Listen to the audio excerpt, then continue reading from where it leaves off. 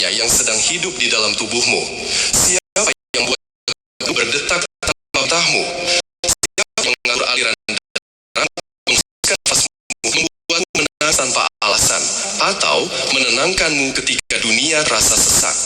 Di balik segala mekanisme itu, ada rahasia besar yang jarang disadari manusia. 4 malaikat hidup dalam dirimu, bukan dalam bentuk bayangan bersayap, tetapi sebagai getaran cahaya yang terus bekerja sejak engkau ditiupkan ruh. Sebelum kita mengarungi samudra makrifat ini lebih dalam, tuliskan di kolom komentar, dari kota mana engkau sedang mendengarkan video ini. Mari kita satukan niat, kita satukan energi zikir dan rasa cinta kepada Allah dari berbagai penjuru bumi.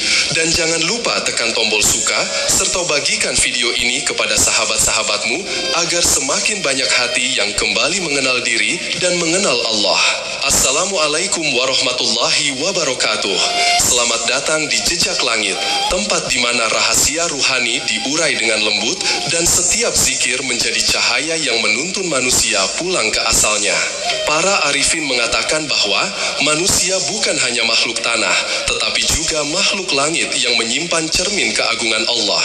Ketika Allah berfirman, "Sesungguhnya aku akan menciptakan manusia dari tanah, lalu aku tiupkan kepadanya ruhku," maka sejak saat itulah manusia tidak lagi sekadar daging dan darah. Ia menjadi tempat bersemayamnya unsur langit, energi malaikat yang menghidupkan kesadaran. 4 malaikat utama, Jibril, Mikael, Israfil, dan Israel, bukan sekadar sosok gaib yang beroperasi di luar, tetapi dimensi spiritual yang hidup dalam sistem ruhani manusia. Mereka hadir dalam setiap diri yang masih bernafas, namun hanya dapat dirasakan oleh hati yang lembut dan pikiran yang hening. Masing-masing membawa perannya.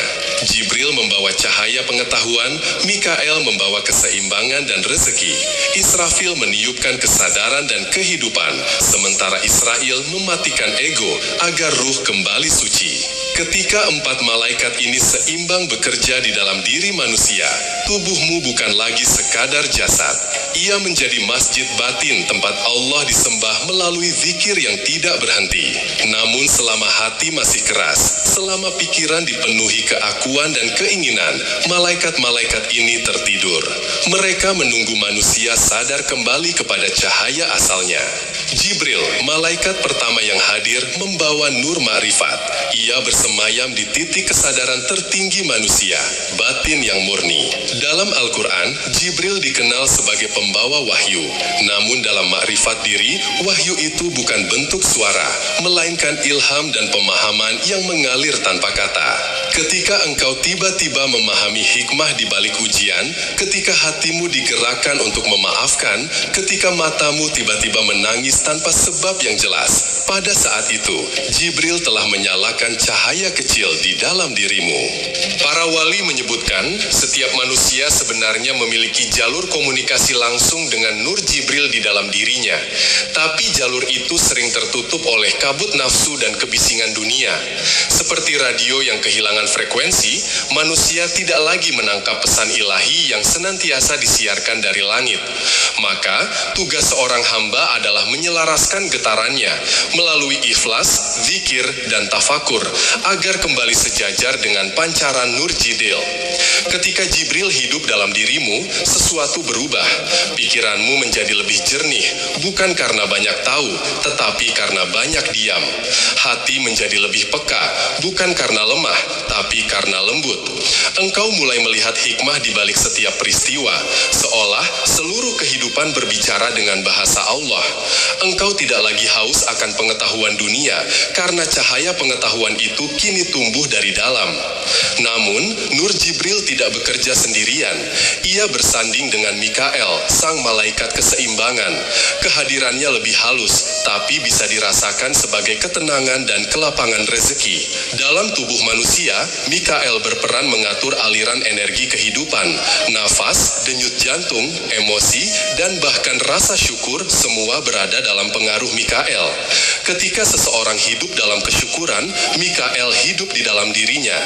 Alam semesta seolah menjadi sahabat, hujan turun di waktunya, tubuh sehat, hati damai, rezeki datang tanpa diduga.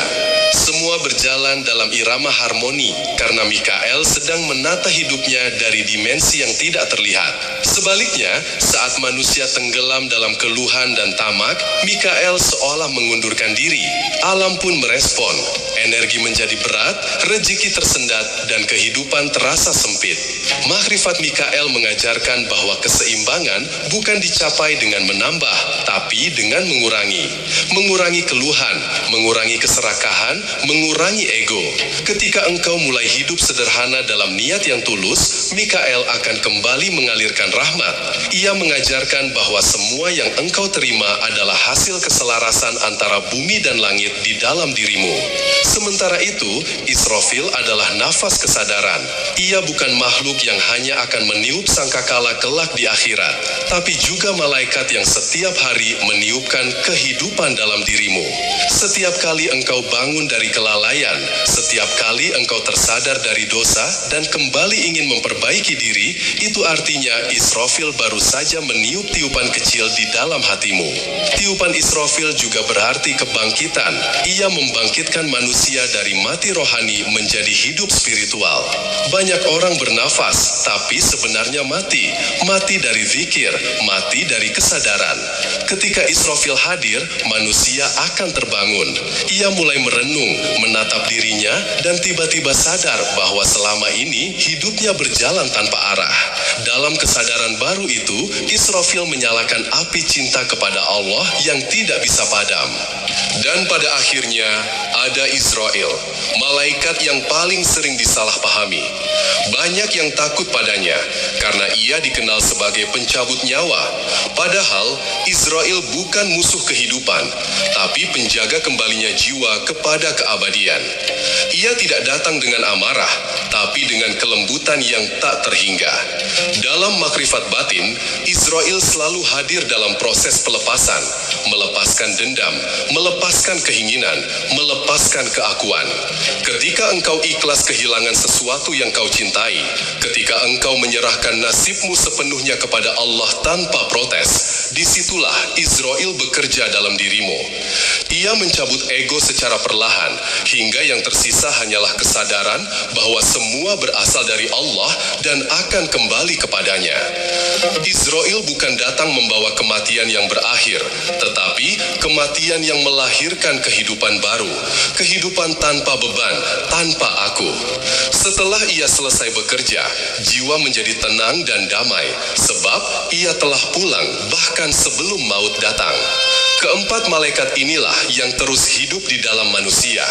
Mereka bukan legenda masa lalu, tetapi sistem kesadaran spiritual yang terus bekerja hingga akhir zaman. Ketika engkau berpikir, Jibril. Ketika engkau bersyukur, Mikael. Ketika engkau sadar, Israfil. Dan ketika engkau ikhlas, Israel. Semuanya terjadi di dalammu, di antara detak jantung dan tarikan nafas yang mengingatkan asalnya, minallah, menuju Allah. Dan semua itu berpusat pada satu kekuatan, Ruh Al-Ikhlas. Ia adalah pintu masuk bagi 4 malaikat bekerja. Tanpa keikhlasan, Jibril kehilangan cahaya, Mikail kehilangan keseimbangan, Israfil kehilangan tiupan, dan Israel kehilangan kelembutan. Tetapi ketika Ruh Al-Ikhlas hidup di dalam dada, 4 cahaya itu menyatu, menjadikan manusia cermin sempurna dari kasih sayang dan kebesaran Allah. Makrifat ini bukan dogma, bukan sekedar teori spiritual. Ia adalah pengalaman ruhani yang dapat dirasakan siapapun yang menempuh jalan keheningan, zikir, dan tafakur. Saat itu tiba, manusia akan menyadari bahwa di dalam dirinya bukan hanya darah yang mengalir, tapi juga malaikat yang bertasbih. Bukan hanya jantung yang berdetak, tapi juga nama Allah yang bergetar bersama setiap napas kehidupan. Ketika pembahasan memasuki tahap pemahaman tentang Jibril, maka sejatinya kita telah melangkah ke dunia cahaya batin. Jibril bukan sekedar sosok malaikat bersayap yang menurunkan wahyu kepada para nabi. Dalam pandangan para ahli makrifat, Jibril adalah simbol dari daya ilahi yang menyinari hati dengan pengetahuan dan petunjuk. Ia bukan hadir di luar, tetapi bersemayam dalam kesadaran manusia, terutama pada ruang hati yang bersih dan berikhlas. Allah tidak pernah berhenti menurunkan wahyu. Bedanya, setelah kenabian berakhir, wahyu yang berupa hukum terhenti. Namun, wahyu maknawi tetap mengalir dalam bentuk ilham. Setiap ilham yang menumbuhkan kebaikan, menuntun manusia pada keinsafan, adalah bagian dari pancaran Nur Jibril. Maka ketika seseorang tersadar akan hikmah di balik peristiwa hidupnya, saat ia mendengar bisikan nurani yang membimbingnya dari kegelapan menuju terang, pada saat itu Jibril sedang bekerja di dalam kesadarannya. Sumber cahaya Jibril tidak pernah padam. Ia seperti mentari yang selalu bersinar, meski manusia menutup jendela hatinya.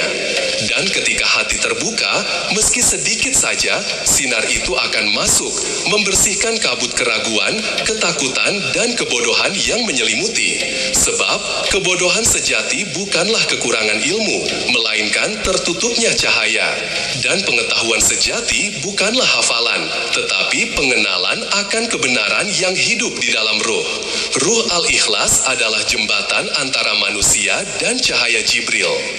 Ketika seseorang beramal tanpa pamrih, berbuat tanpa berharap imbalan, hatinya berubah bening. Dalam kebeningan itu, cahaya Jibril dipantulkan dengan sempurna. Inilah sebabnya mengapa orang yang ikhlas seringkali lebih mudah memahami hikmah dibandingkan mereka yang berilmu tapi penuh pamrih. Ilmu yang didorong oleh keinginan pujian adalah ilmu yang gelap, sementara hikmah yang datang dari keikhlasan adalah cahaya yang lahir dari langit kesadaran. Para salik di jalan ma'rifat mengamati bahwa Jibril bersemayam pada lapisan nurani tertinggi dalam diri manusia. Setiap kali manusia berzikir dengan hati hadir dan lidah yang lembut, setiap kali ia mengingat Allah dalam diam tanpa kata, pancaran Jibril menguat di dalam dadanya. Ia menuntun manusia memandang dengan pandangan rahmat, berpikir dengan kesadaran, dan bertutur dengan kasih.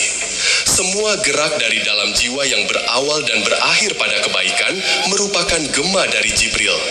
Namun, cahaya Jibril tidak bisa bertahan dalam hati yang penuh kebisingan. Pikiran yang sibuk dengan kehendak dunia menutup gerbang komunikasi itu. Orang yang terlalu sering mengeluh, yang terjebak dalam kebencian dan iri, sejatinya telah memalingkan wajah batinnya dari Nur Jibril. Oleh karena itu, tugas utama bagi pencari makrifat bukan menambah pengetahuan, tetapi menenangkan hati, menundukkan ego, dan membersihkan cermin jiwanya. Hanya dengan begitu, refleksi cahaya Jibril bisa terlihat terang di dalam dada. Cahaya Jibril dalam diri juga membawa kesadaran tentang fungsi manusia sebagai khalifah di bumi. Karena ia membawa wahyu, maka manusia yang tersentuh oleh Nur Jibril akan memantulkan nilai-nilai wahyu dalam perilakunya. Ia tidak lagi menggunakan ilmu untuk menonjolkan diri, melainkan untuk menuntun. Ia tidak mengajarkan kebaikan demi kedudukan, melainkan karena rasa cinta kepada kebenaran. Ia hidup sederhana, tapi penuh cahaya, seperti pelita yang diam namun menerangi ruangan di sekitarnya. Rasulullah bersabda bahwa setiap manusia memiliki malaikat dan setan di dalam dirinya. Kedua kekuatan ini selalu saling berbisik. Suara setan menggoda dengan kebingungan dan keserakahan, sementara suara malaikat menuntun dengan kelembutan dan kebijaksanaan. Maka dalam setiap keraguan yang melanda, manusia harus hening dan memilih suara yang membawa kedamaian, suara yang menenangkan hati dan tidak bertentangan dengan kebaikan. Itulah bisikan Jibril yang halus. Dalam perjalanan ini, penting bagi seorang hamba untuk mengingat bahwa cahaya Jibril tidak terikat pada waktu dan ruang. Ia bisa hadir di tengah keramaian, dalam sholat malam, atau bahkan saat seseorang berbuat baik dengan orang lain tanpa diketahui siapapun. Karena Jibril bekerja pada tingkat niat, bukan pada tampilan luar. Semakin jernih niat seseorang, semakin dekat ia dengan frekuensi cahaya Jibril. Ilham yang datang dari Jibril Jibril tidak pernah membawa rasa takut atau angkuh. Ia datang menenangkan, bukan mengguncang. Ia menenteramkan, bukan memerintah. Ia tidak menimbulkan kecemasan, tapi menghadirkan kebijaksanaan. Itulah tanda ilham ilahi yang sejati, berbeda dari bisikan ego yang sering menyamar sebagai nurani.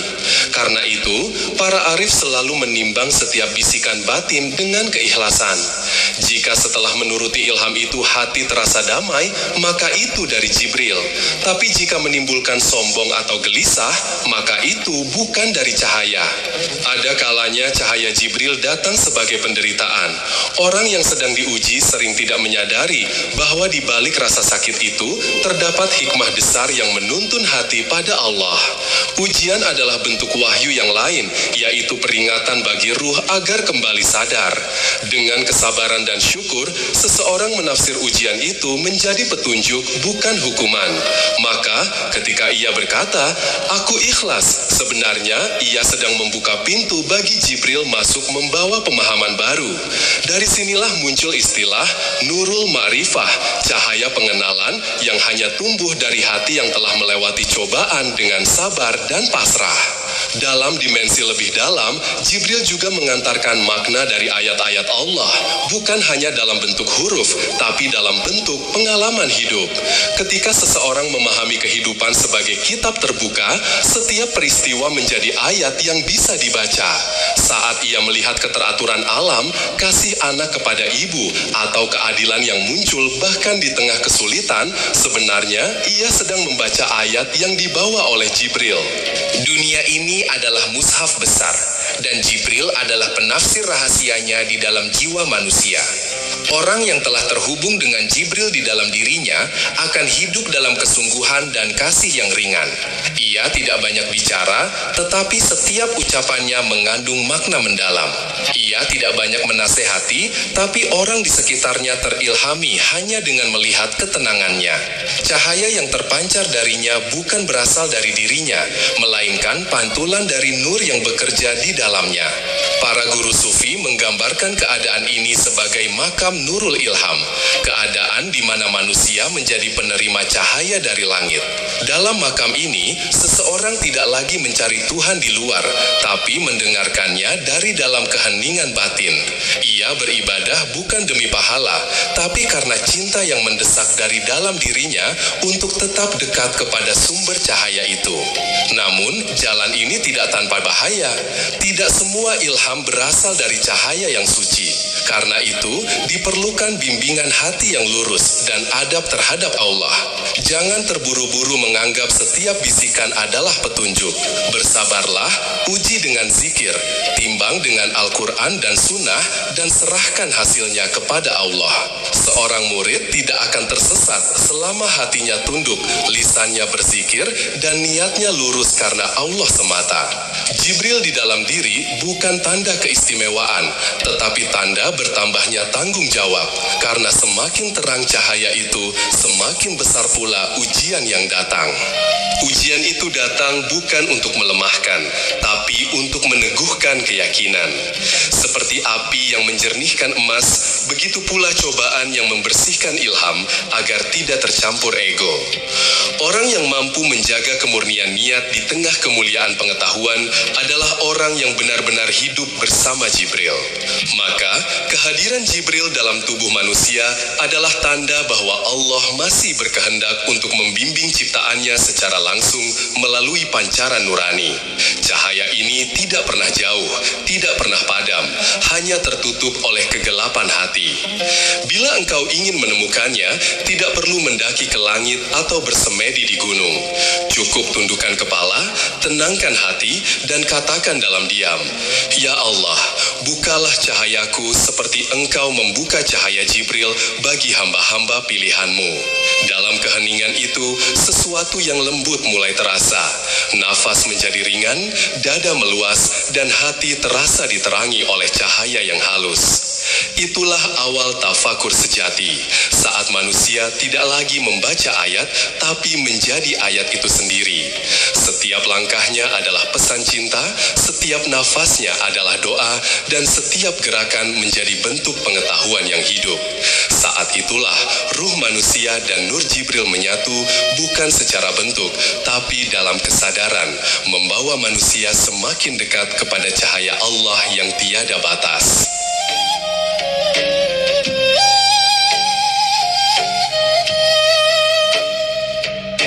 Sebelum kita lanjutkan ke dalam kedalaman makna bagian ini, jangan lupa untuk tekan tombol suka, bagikan video ini kepada sahabat-sahabatmu yang sedang mencari ketenangan batin, dan tuliskan di kolom komentar dari kota mana engkau mendengarkan renungan ini.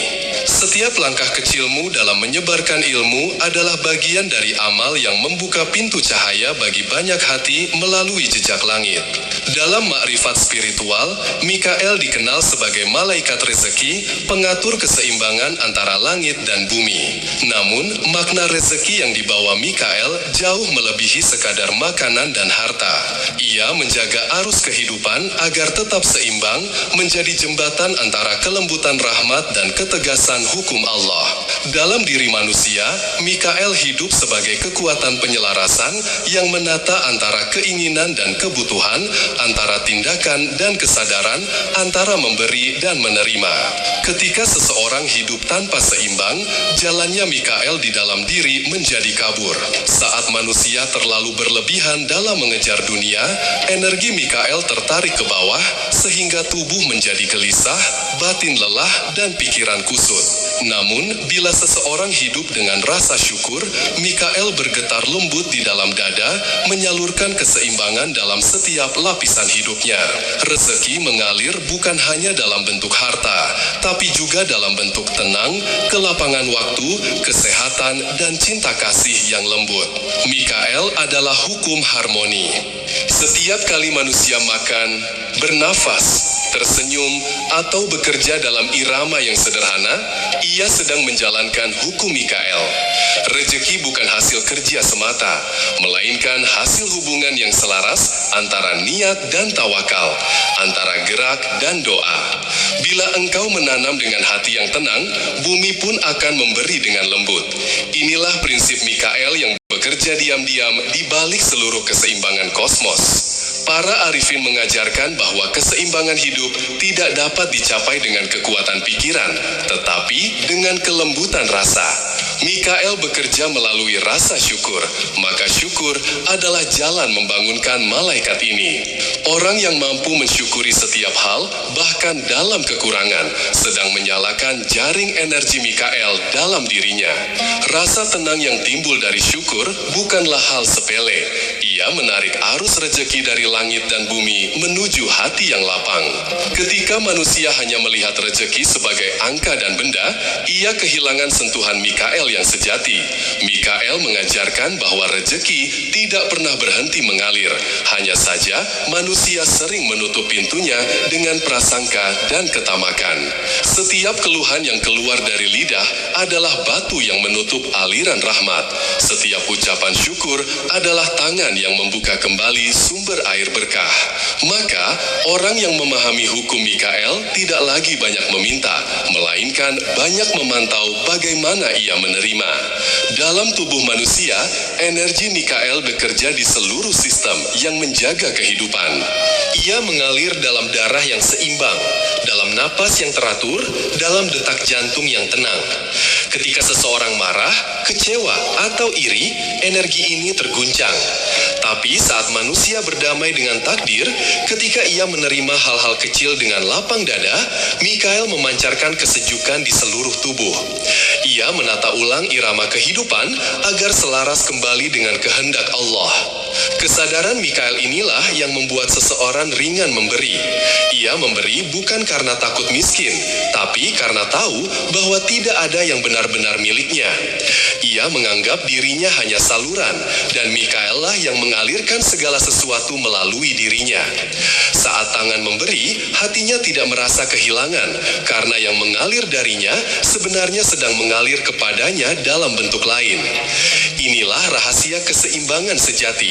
Kebaikan yang diberikan akan kembali dalam wujud ketenangan dan kelapangan. Dalam jalan spiritual, Mikael juga disebut penjaga bumi batin. Artinya, dia menjaga agar tanah hati manusia tetap subur, tidak keras oleh kesombongan, dan tidak kering oleh keputusasaan. Orang yang hidup dalam frekuensi Mikael mencintai bumi dan seluruh isi alamnya. Ia memahami bahwa ranting, angin, hujan, dan cahaya adalah wujud rezeki yang berputar tanpa henti.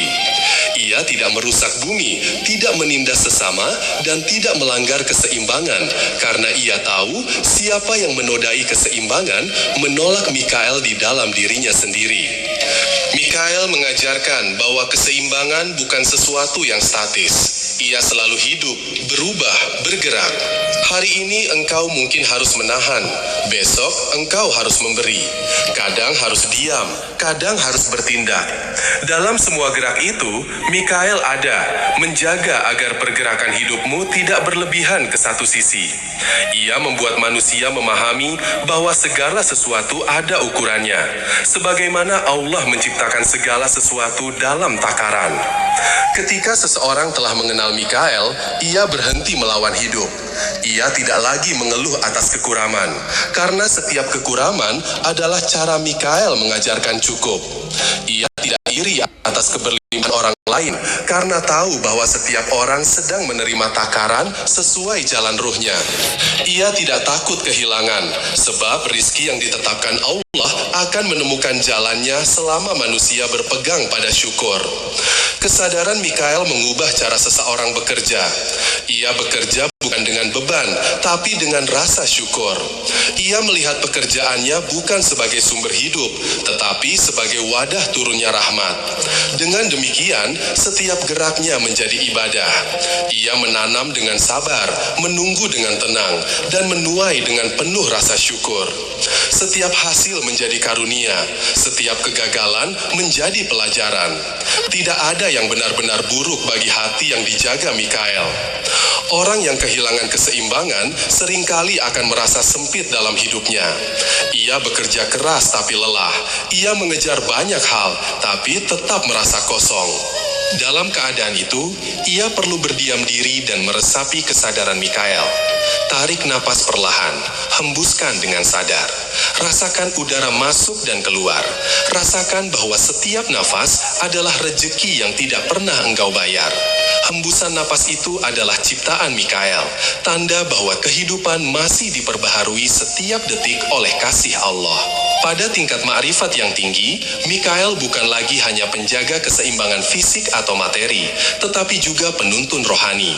Ia menjaga agar manusia tidak berlebihan dalam ibadah dan tidak lalai dalam dunia. Karena terlalu keras dalam satu sisi pun adalah ketidakseimbangan. Orang yang menolak dunia mengingkari hikmah penciptaan, tetapi orang yang larut dalam dunia melupakan cahaya ruhnya. Mikael menjaga keduanya agar berjalan seimbang. Dunia menjadi ladang ibadah, dan ibadah menjadi jalan kehidupan di dunia. Para sufi menggambarkan Mikael sebagai aliran air yang lembut, tidak keras seperti batu, tapi sanggup membelah gunung. Begitulah sifat orang yang hidup dalam kesadaran Mikael. Ia tidak menentang, tidak memaksa, namun selalu berjalan dengan tenang. Kebijaksanaannya bukan dari banyak berbicara, melainkan dari ketepatan rasa dalam menghadapi hidup. Ia tahu kapan memberi jalan, kapan menegur, kapan diam, dan kapan bergerak. Semua dilakukan bukan karena rencana diri, tetapi karena senantiasa dituntun oleh arus keseimbangan Mikael. Rejeki sejati juga memiliki wujud batiniah. Ia bisa berupa ketenangan dalam kesendirian, sabar dalam cobaan, kemampuan untuk bersyukur meski dunia sempit. Itulah rejeki yang jauh lebih tinggi daripada harta, sebab harta dapat hilang, tetapi rasa cukup adalah harta yang abadi. Siapapun yang telah merasakan kelapangan batin, telah menerima bagian rahmat Mikael yang paling murni. Malaikat Mikael tidak hadir melalui doa yang rumit, tetapi melalui kesadaran sederhana, rasa cukup. Dalam kesadaran cukup, semua yang dimiliki terasa lebih dari cukup, dan semua yang hilang tidak perlu disesali. Mikael bekerja diam-diam dalam kelembutan, menjaga arus kehidupan setiap kali manusia berdamai dengan dirinya. Dan setiap kali engkau mensyukuri hidupmu, saat itu Mikael tersenyum di dalam dirimu, menambah aliran rahmat dari sisi Allah yang tak tertakar. Keseimbangan yang dijaga Mikael bukan hanya antara manusia dan materi, tetapi antara manusia dan Allah. Ia mengajarkan agar manusia senantiasa berada di tengah, tidak terlalu bergantung pada dunia, namun juga tidak melupakan tanggung jawabnya terhadap dunia. Dalam keadaan inilah, hidup menjadi damai, karena berjalan seiring dengan hukum keseimbangan Tuhan. Mikael hadir bukan di larit jauh, tetapi di detik-detik keseharianmu, ketika engkau memberi tanpa pamrih, ketika engkau bersabar saat diuji, dan ketika engkau tersenyum meski dunia tidak selalu mudah. Di sanalah kekuatan Mikael bersemayam, dalam rasa syukur yang tenang, dalam tangan yang memberi, dan dalam hati yang seimbang antara cinta terhadap ciptaan dan kepasrahan kepada Sang Pencipta. Ketika perjalanan ma'rifat mencapai tahap yang paling dalam, maka seseorang akan sampai pada lapisan paling halus dalam dirinya, lapisan tempat malaikat Israel bekerja. Di antara 4 malaikat yang menjaga kehidupan manusia, Israel sering dianggap yang paling menyeramkan. Namun bagi mereka yang memandang dengan mata ruh, Israel bukan malaikat kematian, tapi malaikat pembebasan. Ia bukan datang untuk merenggut, melainkan untuk memulangkan. Israel bekerja bukan hanya pada saat ajal tidak, tetapi sepanjang hidup manusia. Ia hadir setiap kali manusia belajar melepaskan, mengikhlaskan, dan menyerahkan diri sepenuhnya kepada Allah. Di balik detik-detik kehilangan, di setiap perpisahan, di setiap kesedihan yang memperlemah ego, Israel sebenarnya sedang menunaikan tugasnya dalam bentuk lain. Ia mencabut bukan kehidupan, melainkan keterikatan. Ia mematikan bukan jasad, melainkan keakuan yang membuat manusia jauh dari Tuhannya. Ego adalah tirai halus yang menutupi pandangan hati dari cahaya Allah. Selama tirai itu masih menempel, manusia tidak akan pernah benar-benar melihat bahwa hidup dan mati sama-sama indah, karena keduanya berada dalam genggaman kasih yang sama. Maka tugas Israel bukanlah menghancurkan kehidupan, tetapi menghapus batas palsu antara dunia dan langit dalam kesadaran manusia. Seseorang yang telah memahami hal ini tidak lagi takut pada kematian, karena ia tahu bahwa mati hanya berarti berpindah dari sempit ke luas, dari fana ke kekal, dari merasa sendiri menjadi menyatu. Marifat Israel mengajarkan manusia untuk mati sebelum mati. Inilah kematian spiritual yang disebut fana. Artinya, manusia belajar untuk meniadakan dirinya, bukan secara jasad, tapi dalam kesadaran. Ia mematikan rasa aku yang merasa memiliki, yang ingin menguasai, dan yang berbangga diri. Dengan begitu, ia membuka ruang agar hanya Allah yang nyata di dalam dirinya. Saat itulah, kehidupan sejati dimulai. Kehidupan yang tidak lagi dituntun oleh keinginan, tapi oleh kasih dan kehendak Allah yang mengalir begitu lembut.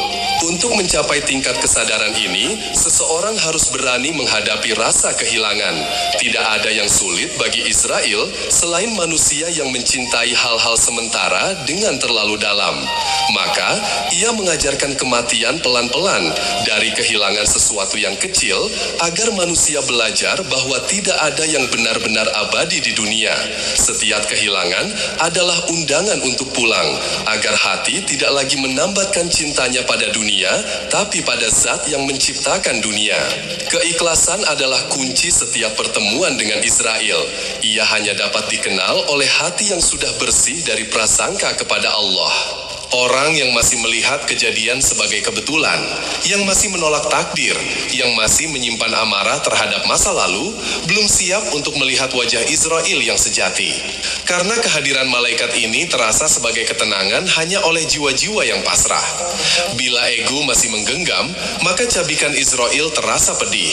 Tapi jika hati sudah menyerah, setiap tarikan yang ia lakukan menjadi hangat dan damai, seperti bunga yang melepaskan kelopaknya di bawah cahaya matahari. Para sufi selalu mengatakan bahwa kematian fisik hanyalah bayangan dari kematian maknawi. Ketika engkau kehilangan aku dalam zikir, hatimu sebenarnya sedang mengalami kematian kecil. Dalam keadaan itu, semua keinginan dunia berhenti, segala bentuk pikiran reda, dan yang tersisa hanyalah kesadaran tunggal akan kehadiran Allah. Inilah fana, dan setelah fana akan datang baka, hidup kembali dalam kesadaran yang murni. Orang yang telah mencapai tingkatan ini tidak lagi menyebut dirinya aku, karena yang berbicara dari lisannya adalah kebenaran itu sendiri. Hikmah Israel adalah bahwa setiap kematian membawa kelahiran baru. Tidak ada yang benar-benar berakhir dalam tatanan Tuhan. Setiap sesuatu yang pergi memberi ruang bagi yang lebih baik untuk datang. Manusia hanya merasa kehilangan karena memandang dengan mata waktu, bukan dengan mata kekekalan. Bila ia melihat dengan mata ruh, ia akan tahu bahwa setiap akhir adalah awal yang lain. Itulah pesan Israel yang sejati. Jangan takut pada perubahan, karena perubahan adalah cara Allah menunjukkan kasih-Nya. Ketika seseorang hidup dengan kesadaran Israel, seluruh kehidupannya menjadi laku penyerahan. Ia tetap makan dan bekerja, tapi hatinya tidak bergantung pada hasil. Ia tetap mencintai, tapi tidak menuntut kembali. Ia tetap menjaga, tapi tidak memiliki. Ia hidup seolah setiap hari adalah kesempatan terakhir untuk berbuat baik, namun ia tidak diliputi ketakutan terhadap akhir. Bagi orang seperti ini, hidup dan mati sama-sama sujud di hadapan Allah. Dalam zikir yang paling dalam, Israel hadir bukan membawa kehancuran, tapi menghadirkan lenyapnya batas. Dalam keadaan itu, manusia tidak lagi merasakan aku berzikir kepadamu, tetapi engkau yang sedang berzikir kepadamu melalui diriku. Ini adalah misteri fana fillah, keadaan runtuhnya dualitas antara hamba dan Tuhan dalam keindahan kesadaran murni. Saat itu terjadi, dunia tidak lagi tampak terpisah dari langit, dan setiap nafas menjadi zikir hidup yang tak henti. Orang yang telah merasakan sentuhan Israel tak akan lagi mencari pengakuan. Ia tidak akan sibuk melebeli dirinya dengan sebutan alim, sufi, atau ma'rifat, karena baginya semua gelar hanyalah pakaian sementara yang suatu hari pun harus ditanggalkan. Ia berjalan di dunia dengan langkah ringan, karena tak ada lagi yang perlu dibuktikan. Ia sadar bahwa Allah lah segalanya, dan dirinya hanyalah bayangan yang menunaikan peran sejenak dalam drama alam semesta. Setelah itu, semuanya akan hilang kembali ke sumbernya, seperti air hujan yang akhirnya menyatu dengan laut. Makrifat Israel membuat hati manusia melembut. Ia tidak lagi memandang kematian dengan duka, tetapi dengan hormat. Saat melihat jenazah, bukan takut yang hadir, tapi rasa hormat pada perjalanan pulang seorang ruh kepada asalnya. Saat mendengar kabar duka, yang mengalir bukan air mata kesedihan, melainkan doa dan pengertian bahwa satu jiwa telah kembali kepada cahaya. Maka, orang yang dekat dengan Israel menjadi penebar kedamaian. Ia menenangkan orang yang berduka karena ia paham bahwa setiap jiwa memiliki waktunya sendiri untuk dijemput dengan kasih oleh malaikat ini. Puncak penyerahan kepada Israel adalah keadaan di mana manusia tidak lagi menolak apapun yang datang dari Allah. Sakit, kehilangan, kegagalan, semuanya diterima dengan penghormatan yang sama. Karena hatinya sudah tahu, setiap rasa sakit adalah alat untuk menghapus lapisan ego agar Allah semakin dekat di dalam dirinya. Bila sebelumnya ia merasa hidup ini terlalu berat, setelah memahami hikmah Israel, ia melihat segala sesuatu dengan keindahan yang sempurna. Tidak ada yang harus ditolak, tidak ada yang perlu dikejar. Semua yang datang adalah perintah, dan semua yang pergi adalah izin. Ketika fana telah benar-benar terjadi, maka malaikat Israel tidak lagi menjadi pihak yang datang dari luar. Ia hidup dalam diri manusia itu sendiri, dalam kesadarannya yang kembali menyatu dengan sang sumber. Tidak ada lagi kematian bagi orang yang sudah mati sebelum mati. Tubuhnya mungkin berhenti, tapi ruhnya telah hidup dalam keabadian. Baginya, tidak ada malam terakhir, karena setiap malam sudah menjadi bagian dari keabadian itu sendiri. 4 malaikat yang hidup dalam tubuh manusia kini lengkap. Jibril menuntun dengan pengetahuan, Mikail menjaga keseimbangan rezeki, Israfil membangkitkan kesadaran, dan Israel mengembalikan segala sesuatu kepada asalnya. Keempatnya bekerja di bawah Ruh Al-Ikhlas yang menjadi pusat dari seluruh gerak kehidupan. Tanpa ikhlas, cahaya mereka menjadi redup.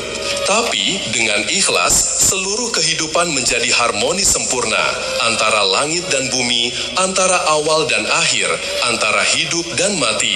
Sahabat jejak langit, perjalanan ini selalu berakhir dengan kepulangan.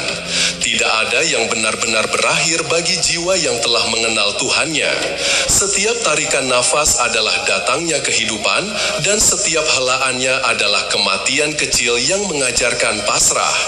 Bila engkau hidup dengan sadar, maka setiap nafas adalah latihan untuk mati, dan setiap mati adalah cara untuk lebih hidup. Begitulah rahasia Israel. Ia bukan penentu akhir, tapi penuntun menuju keheningan abadi di hadapan Allah. Maka jangan takut pada kematian, karena ia bukan kegelapan, melainkan pintu menuju cahaya. Terima kasih telah menyertai perjalanan spiritual ini bersama Jejak Langit. Semoga Allah menganugerahkan kepada kita hati yang tenang, pikiran yang lembut, dan ruh yang ikhlas dalam setiap helaan nafas. Wassalamualaikum warahmatullahi wabarakatuh.